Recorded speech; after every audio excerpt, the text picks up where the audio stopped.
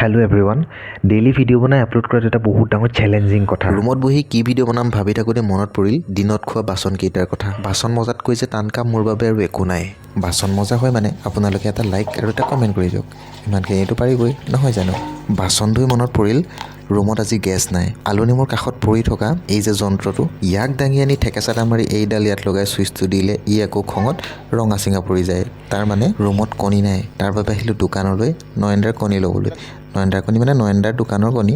ৰুমত যদি গেছ নাথাকে তেনেহ'লে এই যন্ত্ৰটো কিন্তু বহুত কামত দিয়ে দেই। যদি আপুনি ঘৰৰ পৰা দূৰত থাকে, বাহিৰত থাকে, তেনেহ'লে যদি ৰুমত গেছ নাথাকে তেনেহ'লে এই বস্তুটো চাই লওক। এই যন্ত্ৰটোৱে আপোনাক বহুত হেল্প কৰিব। গুৱাহাটীত যেতিয়া গেছৰ আকাল হৈছিল তেতিয়া এই যন্ত্ৰটোৱে আমাক ইমানেই হেল্প কৰিলে মই আপোনাক বুজাব নোৱাৰোঁ। কাৰণ তেতিয়া আপোনাৰ গেছৰ দাম আকাশ চুইছিলে, তেতিয়া এই যন্ত্ৰটোতে আমি ভাত বনাই খাইছিলোঁ। আজিলৈ ভিডিঅ'টো আছিলে ইমানেই। যদি চাই ভাল পালে এটা কমেণ্ট কৰি দিব। আকৌ আহিম এটা নতুন ভিডিঅ'ৰ সৈতে। তেতিয়ালৈকে আহিছোঁ, বাই বাই।